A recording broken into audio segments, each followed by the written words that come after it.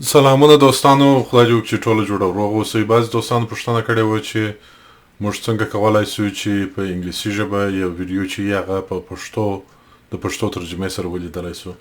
که تاسې یوټیوب ته توجه وکئ، کله چې یوټیوب ته داخلیږئ، که د یوټیوب په کنټرول کې د خپله دغه ویډیو دغه آیکان درلودی، دا CCC آیکان چې دلته نشته دی، دغه CCC آیکان کې درلودی، دا معنا لري چې د دا ویډیو سره سب ټایټل سته او یوټیوب د دغه کار وړتیا لري چې دغه سب ټایټل په پښتو ژبه در ترجمه کړي، مثلا د انګلیسي څخه راواړي په پښتو ژبه.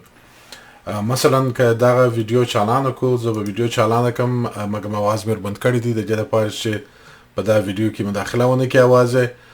که تاسې وګورئ دا CCC باندې که زه کلیک وکړم، د هغه سره به ترجمه چالانه سي او دلته به نوشته کېږي هغه شی چې دی وایي، هغه به په هغه ژبه نوشته کېږي. د دې لپاره چې مثلا زه چې اوس کلیک پر وکړم، که تاسې وګورئ په پښتو ژبه د ده د خبرو ترجمه مستقیما نوشته کېږي پر دغه ویډیو باندې. دا څنګه په پښتو نوشته کېږي او دا څنګه تاسې سره کولی سئ په خپل یوټیوب کې. اولین شی چې به تاسې کوئ، به وګورئ هره ویډیو چې مو کتل، که فلم یې که ویډیو یې که مو کتل او هغه دغه CC آیکان درلودی، نو بیا به تاسې دغه سیټینګ ته ولاړ سئ. په دې سیټینګ کې چې تاسې وګورئ، دلته سب ټایټل لري.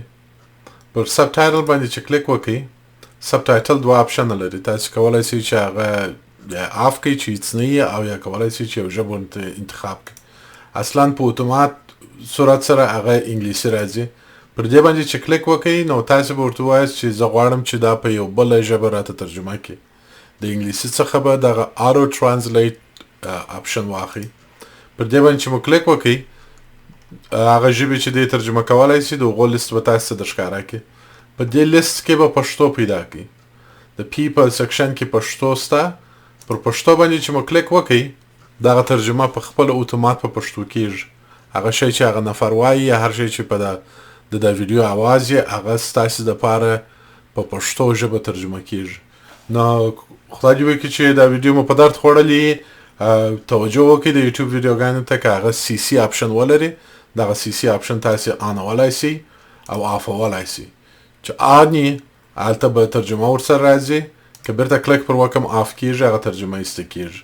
او د دې دپاره چې د ترجمې رقم ته تغیر ورکړم، هغه به دلته تاسې په دا سیټینګز کې د سب ټایټل د آپشن لاندې هغه چینجولی سي.